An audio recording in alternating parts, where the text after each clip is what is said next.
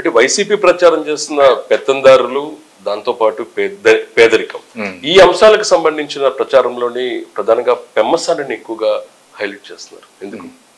అదే చెప్పేది. ఇప్పుడు పేదలు పెత్తందారులు అంటే నేను ఒకటి అన్నా క్యాంటీన్స్ ఉన్నాయి. అన్నా క్యాంటీన్లు ఎవరు తింటారు? జగన్మోహన్ రెడ్డి గారు తింటారా?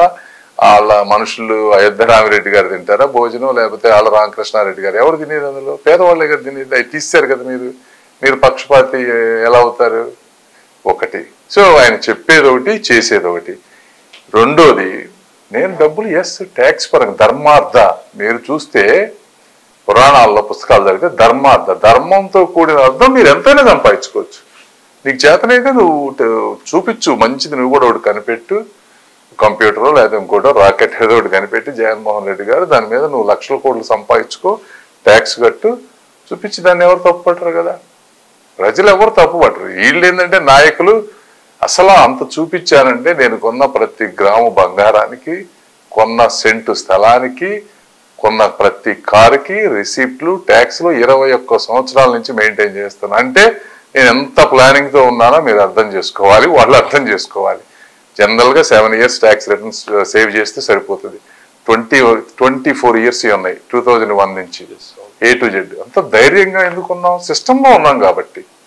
దానికి పేదల పెత్తందాలు లేవు. నేను పేదవాడిని, నేను అంత పైకి వెళ్ళాననే దానికి అదొక ఇన్స్పిరేషన్గా తీసుకోవాలి తప్పించి పేదవాళ్ళైనా కూడా అరే మనవాడు ఇంత ఎత్తుకు ఎదిగాడు, మన పిల్లలకి ఇతను ఇన్స్పిరేషన్గా ఉంటాడు, మన పిల్లలు కూడా అలా అవ్వాలని వాళ్ళు కూడా అనుకోవాలి. అంతేగాని డబ్బు సంపాదించిన నేనేమన్నా జగన్మోహన్ రెడ్డి గారి లాగా ఇసుక అమ్మానా, మందు అమ్మానా, మైన్స్ తువ్వానా, లేకపోతే మట్టి అమ్మానా? ఇవన్నీ చేసి అన్యాయంగా సంపాదించలేదు కదా. చదువు చెప్పి ప్రపంచానికి, డాక్టర్లకి, నర్సులకి చదువు చెప్పి వచ్చిన డబ్బు ఇది. సో ఇందులో తప్పే ఉంది సార్.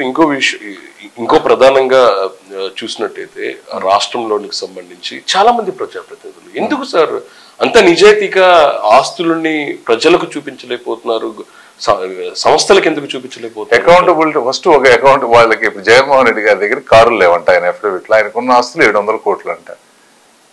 ఆయన దగ్గర 700 కోట్లు ఉన్నాయంటే ఎవరన్నా నమ్ముతారండి అసలు? ఎందుకంటే చూపించలేదు, ఎందుకంటే అంత అవినీతి సొమ్ము. చూపించే ధైర్యం ఉండదు, చూపిస్తే ఎవరొకరు అటాక్ చేస్తారు.